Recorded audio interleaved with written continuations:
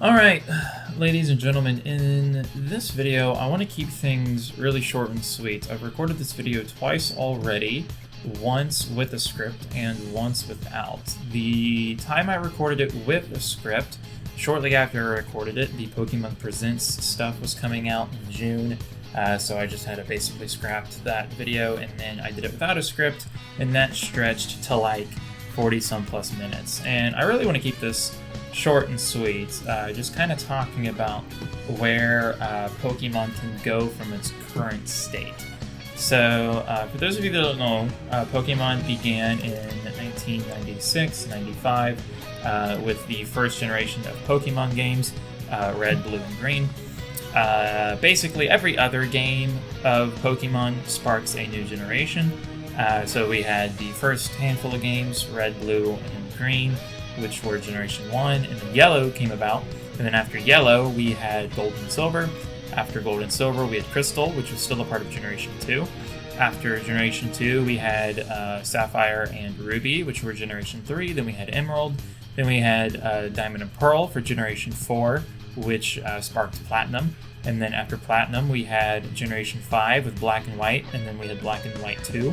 After that, we had Generation 6 with X and Y and Omega Ruby and Alpha Sapphire.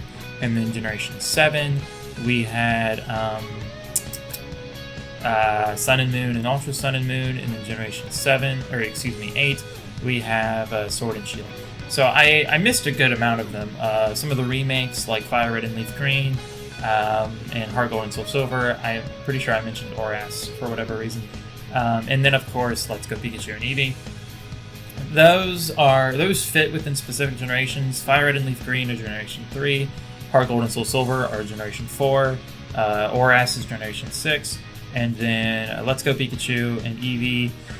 Some call it Generation 7. I personally would call it 7.5 because, unlike all the other games that fit within the same generation, Let's Go Pikachu and Eevee is not directly compatible with Sun and Moon, nor does it play the same way. So I would consider it a totally different generation. I would call it 7.5, which even though Wikipedia has it split up here, see Nintendo 3DS and Switch, you have the 3DS section and then the Switch. But the main thing is after after Sword and Shield, what else can they do? What else are they willing to do? And I actually recently watched a video. It's called The Downfall of the Pokemon Games, Downfall of the Pokemon Franchise, something like that. If my computer doesn't want to be a slow booty hole, we can... Hopefully that registered. Yep, Downfall of Pokemon. Okay. Man, that was incredibly slow.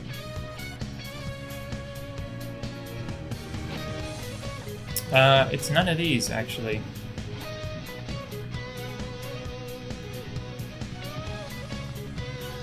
None of these videos is what I watched. Oh well, we're gonna have to expose my search history.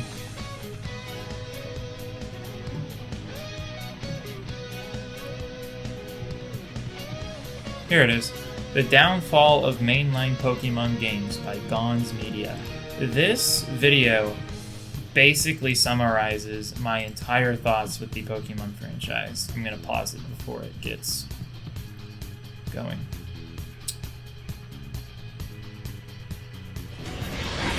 Yeah, pause. So this is a beautiful video. It's a little lengthy at 26 minutes. But yeah, it's a beautiful video, perfectly capsulizes my thoughts and feelings towards the series.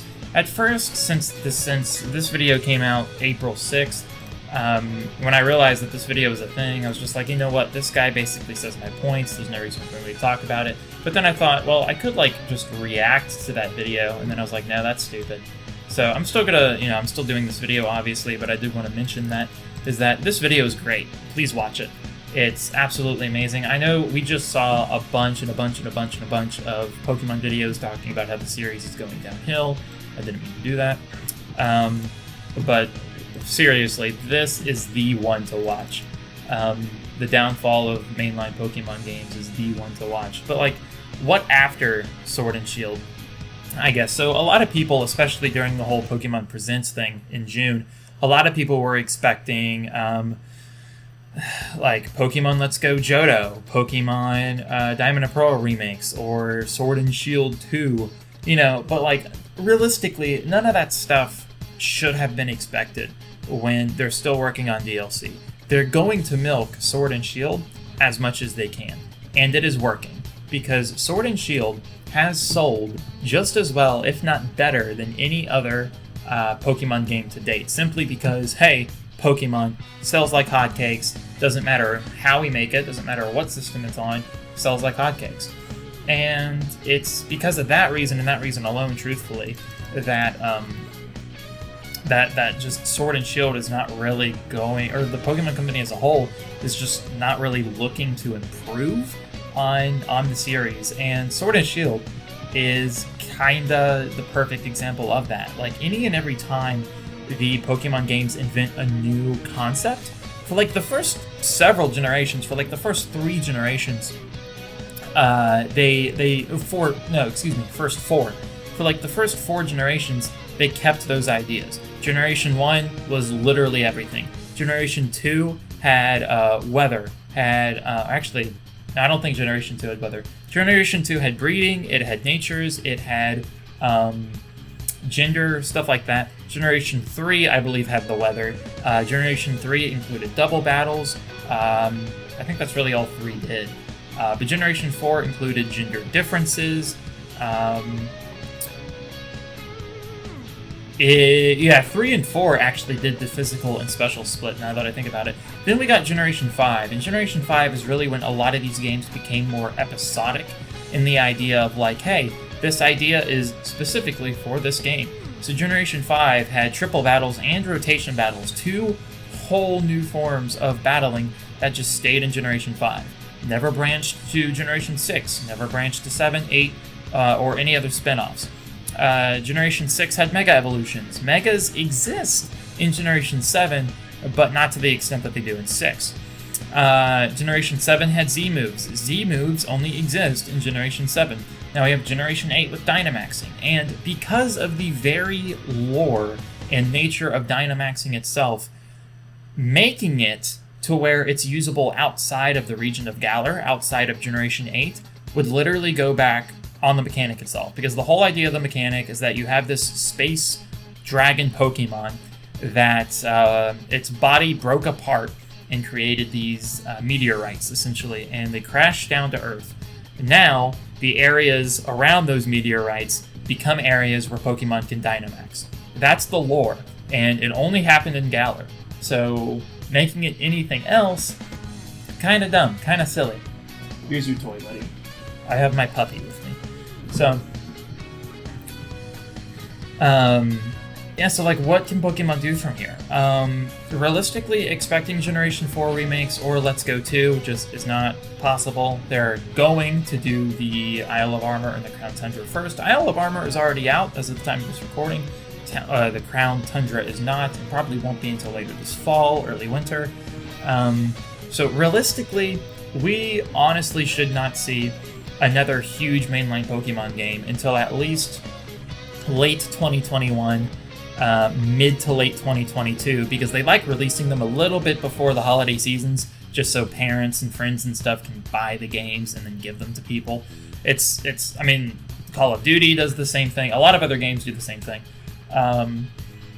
When games outside of that time frame do really well, it really significantly means something. But anyways, yeah, so Pokemon sells like hotcakes, mostly for marketing decisions, which is, it's good business. But yeah, what can the series do from here? Basically what they need to do is they need to look back at their roots, create new, innovative ideas, and basically connect all the loose ends. Bring Mega Evolutions back, expand upon Mega Evolutions. Bring Z-Moves back, expand upon Z-Moves. Dynamaxing, it exists, so they might as well keep it. Because, like, here's the deal. Making an idea and then using it, but never touching it again, especially in a series like this, where the whole point is being repetitive, is a really bad idea. Making these ideas episodic is really poopy. They should bring back triple battles. They should bring back rotation battles. Stuff like this are things that, like, they need to really, like, focus and hone in on, which they're just not doing. Again, highly recommend highly, I would almost say it's a necessity if you've played a Pokemon game to watch this video. It's by Gons Media. I'll even post it in the description for you guys to watch, because beautiful, fantastic video. Agree with it 900%. Yeah. But aside from like the main generation games, what else can Pokemon do? There should actually be a list, because see a list of Pokemon spin-offs. Here we go. So here's a list, once it loads, here we go, of spin-off games. What can Pokemon do with these? So there's multiple spin-off series. There's the Stadium series, there's Snap, of course, there's all the mobile games, stuff like this. There's the Rumble games. What can Pokemon do with these? And I'm basically going to wrap everything. I'm going to wrap this whole video up in a little small bowl. I'm going to wrap it up with a small bow. I know I'm talking fast and stuff, but that's mostly because I want to keep this video as short as possible, because I've recorded it twice. The one time was like probably 15 minutes, the other time 40-some. So, yeah. So, the Stadium series. What is Stadium looking like? Honestly, I'm going to go ahead and say this. Stadium is dead. The whole experience of Stadium was that you got to play your 2D Pokemon creatures on your Game Boy and Game Boy Color in 3D environments on your N64, on your GameCube, and stuff like that. Like, when X and Y was first revealed to be a 3D Pokemon game for the 3DS, like, the only thing we had prior to that was the Stadium games. Was Coliseum, was Gale of Darkness, Battle Revolution, and, you know, the original 2 Stadium games. So a lot of people were looking, basically, for X and Y to be the replacement of the Stadium games. And in a sense they are, because, like, Stadium 2, and Battle Revolution are just Pokemon battle simulators. You can import your Pokemon from your mobile game to battle with them on the N64, on the GameCube, on the Wii, but that's it. Now, Coliseum and Gale of Darkness actually had a story. They had a campaign. You had a starter. It was chosen for you. I think it was Eevee in both games, but it was definitely Eevee/Umbreon/Espeon for Gale of Darkness. I don't remember Coliseum. But, yeah, essentially, they were your own Pokemon campaigns. They were the first taste of 3D Pokemon as a full adventure.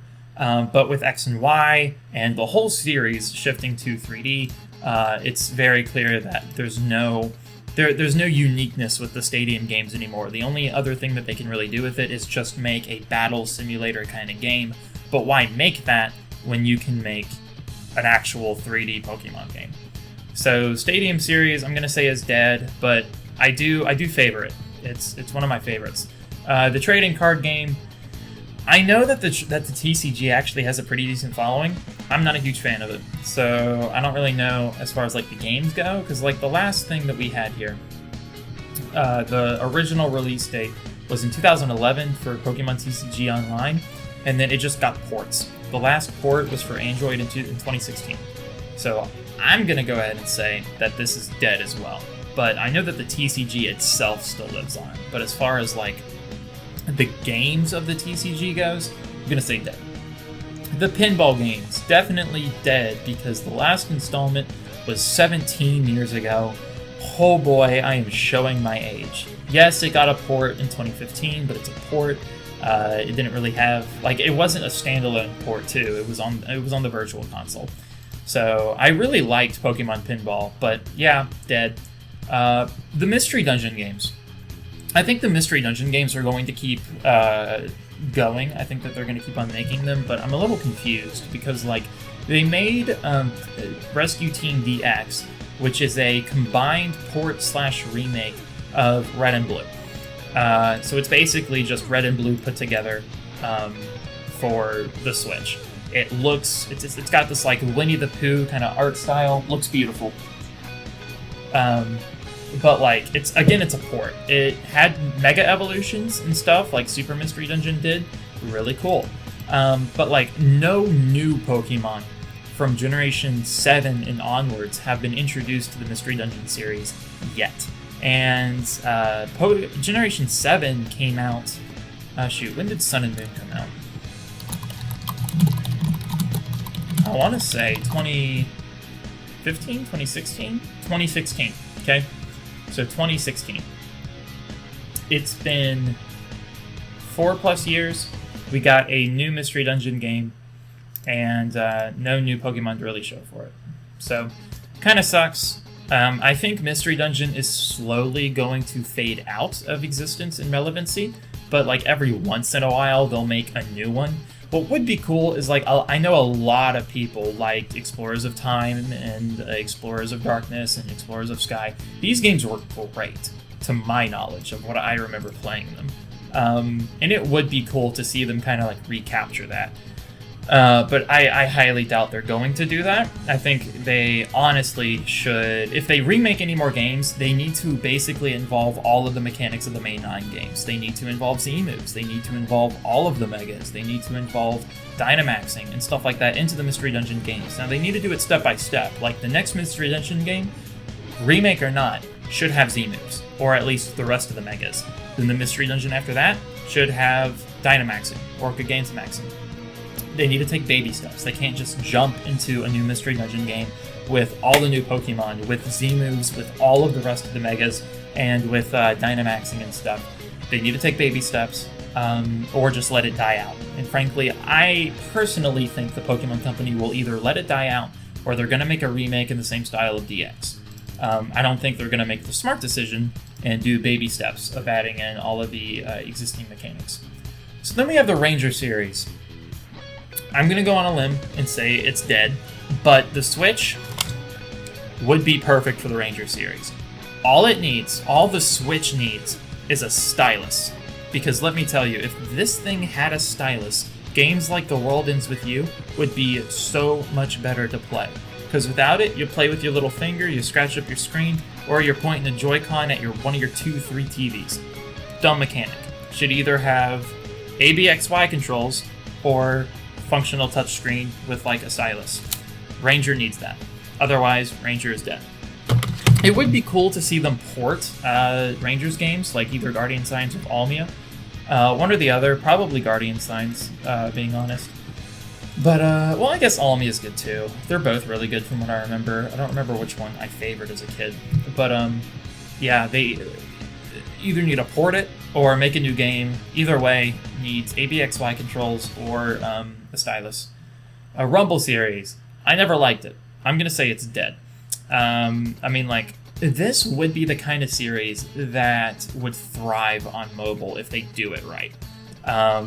Clearly they didn't, because the mobile release for Pokemon Rumble Rush came out on Android in 2019, and it first released in Australia and New Zealand, out of all places. Really weird.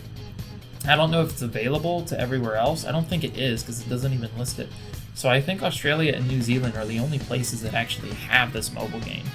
But this is a good idea, because no one really cared for these types of games. The Rumble series is specifically what sparked Amiibo, so I can kind of see Game Freak / the Pokemon Company wanting to kind of expand or keep that intact. Like, hey, Nintendo, you know, this franchise is really what took Amiibo off. Are you sure you want to let it die? Like, it made you tons of money, Amiibo.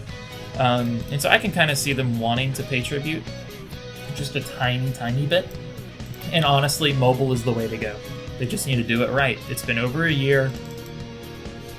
Where's iOS? Where's worldwide? Stuff like that needs to happen. Pokemon Snap, I was going to mention this in my original script. I basically mentioned this very same thing. Just make a new Snap game. They did it. They're doing it. It's developed by Bamco, which is fantastic. The Pokemon look amazing. The environments look amazing. I am going to be that guy, though.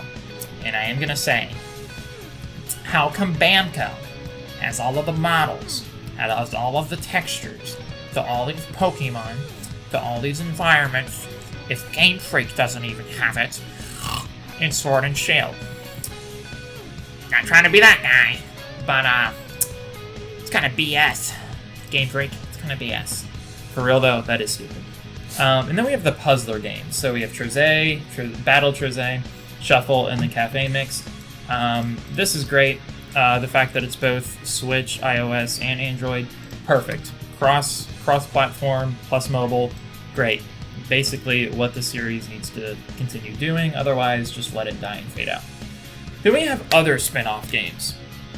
things like Hey You Pikachu. Hey You Pikachu is a fan favorite, but honestly, it's really bland. Like, all you're doing are chores around the house with your Pikachu.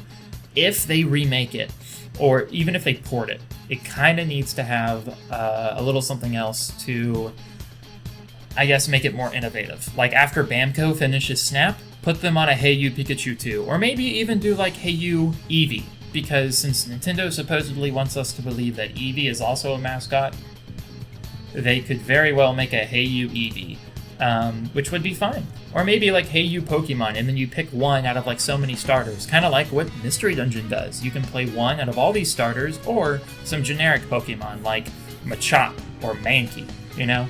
So, yeah, Hey You Pikachu, definitely deserving of a sequel, should totally happen. Probably won't though, but it should. Puzzle Challenge, confused as to why that's not with the Puzzler games. Puzzle League, same thing. Channel is dead. Pokemon Box, Ruby and Sapphire. This essentially was just an extra storage unit to put your Pokemon, so it doesn't matter. Pokemon Dash. I don't remember this game at all, but supposedly it was a Pokemon racing game. Sounds amazing. Definitely something that they should either A, continue making and make it a lot more innovative than what it was, or B, put it on mobile. Because imagine playing a Temple Run, Sonic Dash, Subway Surfers-esque Pokemon racing game. Would be great. Would honestly be great. So yeah, making that a little more innovative. Pokemate, developed by Square. Never heard of this before. Oh, I can go ahead and close. Well, no, I'll keep that. Okay, yeah, so this was... Okay, it was made for a specific type of phone. It was announced in April 2006 as a messaging application for releasing that summer in Japan. It launched as a full game. Okay, so essentially this just seems like a chatting type of app. The chat room application allows users to chat up to 16 different friends respectively, or send Pikachu voicemail to each other's. Unlike the Pokemon games, the Pokemon and Pokemates are meant to be taken care of, similar to virtual pets. They do not level up or fight like a role-playing game. When the game is first accessed for the first time, player is given 3 random Pokemon and 10 Pokeballs, with which... Okay, so it's basically just like, virtual pet Pokemon, which is what the Pokewalker was. It's basically Pokemon's take on Digimon, because Digimon originally were virtual pets, which is fascinating. So that's cool. This would be great to do for the Apple Watch for mobile devices. Make it a feature on Pokemon Go. Oh, I guess it is kind of a thing on Pokemon Go. Or make it a feature on Pokemon Home. Definitely cool. Probably shouldn't be its own thing. It probably shouldn't be its own software. It should probably just be an extension of Go or Home. Go Home. But yeah. Pokemon Batrio. It doesn't even have a link. I can't go to it. So I have no idea what it is, but apparently it's an arcade game. So whatever. My Pokemon Ranch, definitely dead. Poke Park, Wii, Pikachu's Adventure, and Wonders Beyond. Poke Park, while not what fans wanted in a Pokemon game, essentially, it's kinda like an open world 3D Mystery Dungeon. You play as a Pokemon, these Pokemon can talk, you do quests, there's an overarching story. Poke Park is basically 3D Mystery Dungeon, and it would be cool to see the world of Poke Park explored with Galar, with Alola, because like imagine Pikachu running around in Alola, you know, like that would be cool, like surfing, or in Galar, you know, like in an England-esque place. Good concept. They just need to kind of go with it, because like here's the deal too, like Poke Park never really was about the regions. Like Poke Park 2, Wonders Beyond, and even Pikachu's Adventure, like they took place in like some random island, you know?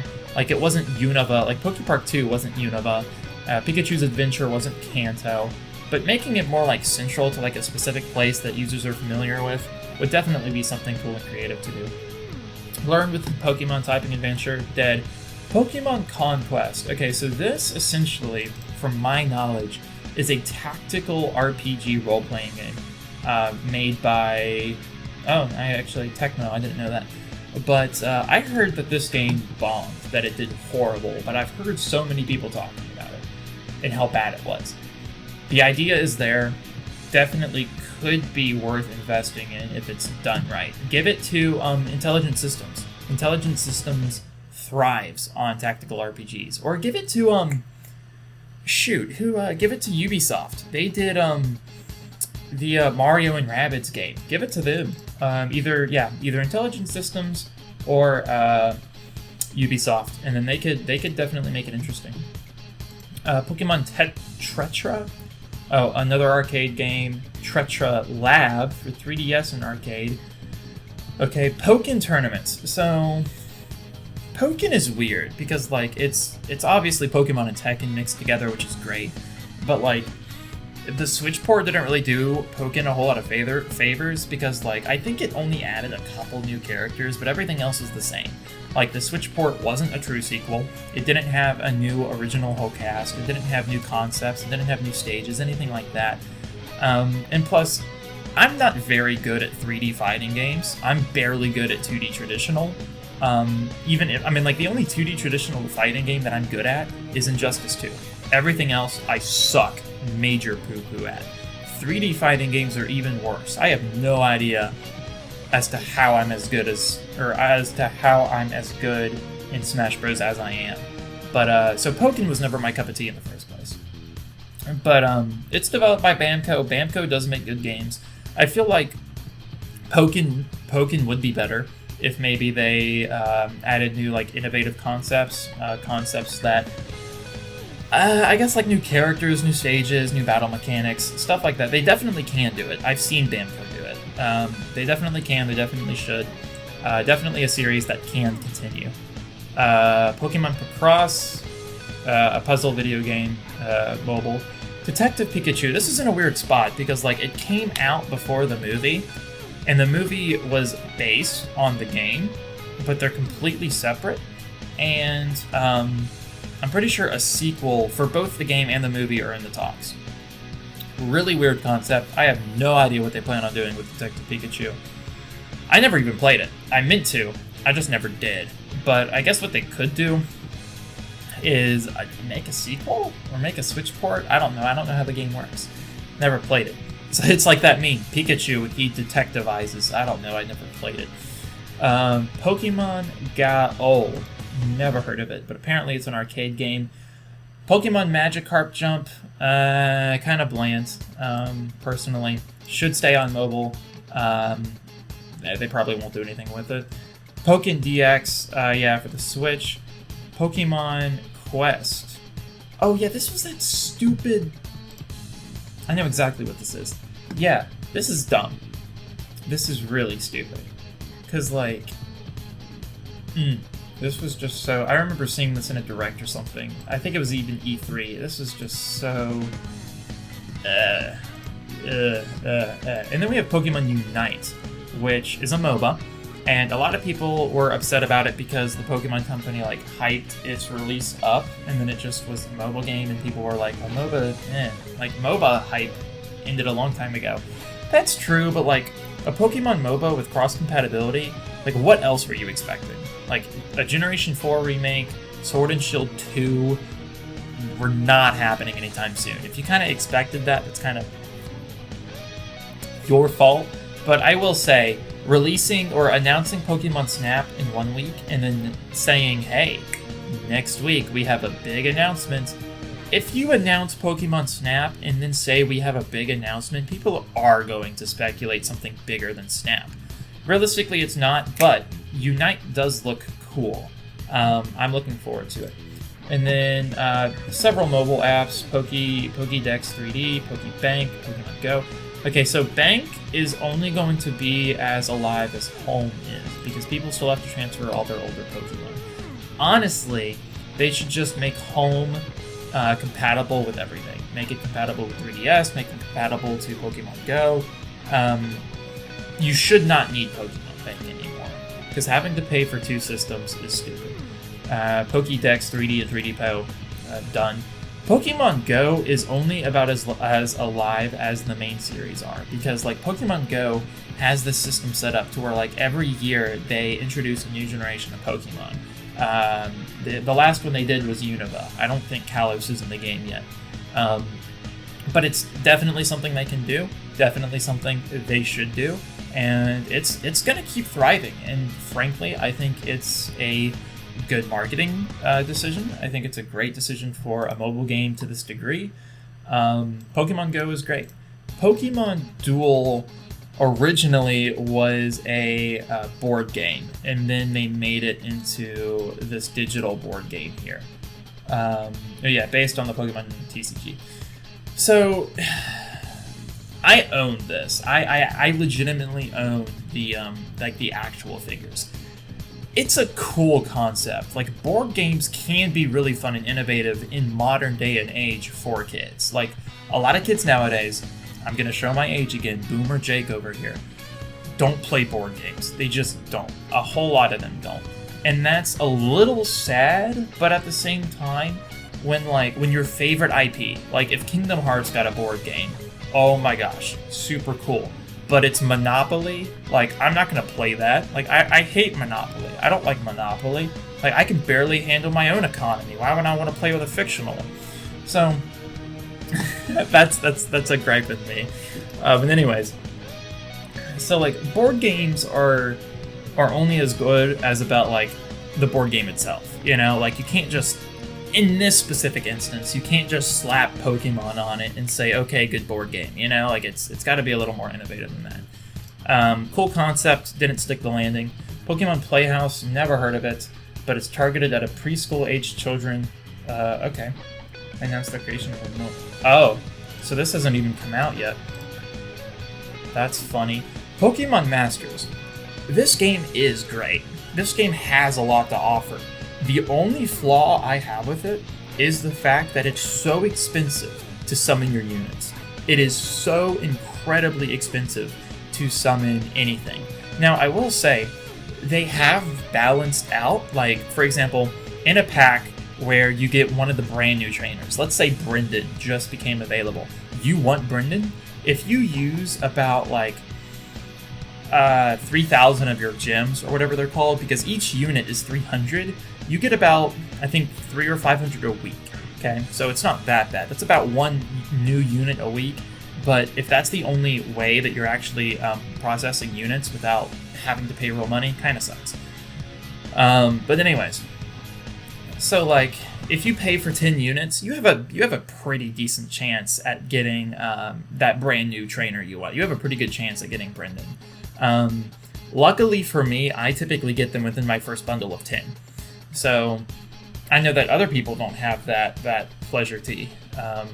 But yeah, they need to tone back a little bit on how much units cost. Like, make it, either cut it in half or reduce it by like a good third. Like, make it 200 instead of 300 units, because it's expensive in context of the game. Camp Pokemon, never heard of it. Pokemon Home, it works, needs new features, needs to be compatible directly with Go, and either with the 3DS games or... essentially, Bank has become a middleman that it doesn't need to be. Either have Home completely replace Bank or make Bank free. Because it's weird. Having to transfer from one game to another game to another game, then to 2 storage units. Little weird. But yeah, that's fine. So Pokemon Smile. Oh yeah, that's right. PC titles. The only one I liked... Hold on. No, where is it? There was one particular Pokemon game for PC that I loved. It was like, it wasn't Mahjong, but it was, shoot. I don't remember. Oh, actually, I guess it could have been Mahjong. How did you play Mahjong? I'm probably going to spell this wrong. Probably going to spell it wrong, is what I meant to say. Okay, yeah, it's a... Oh, okay, yeah, maybe it was Mahjong. Because, like, essentially it was all of these Pokemon on these domino-like chips, and they were stacked like a pyramid. And you could only get them off the pyramid in matching order. That might be Mahjong. I don't know. I'm stupid. But, yeah, so that's kind of my thoughts on Pokemon as a whole. Now, there's other stuff, too, like real-life Pokemon board games and Pokemon novels and stuff like that. Not really any of my concern. we're talking about video games, guys. So, video was a little bit lengthier than I wanted it to be, but definitely much more suitable than what I had previously. So, anyway, guys, thanks for watching. This is Crimson Jockey, logging off, out, whatever. Peace.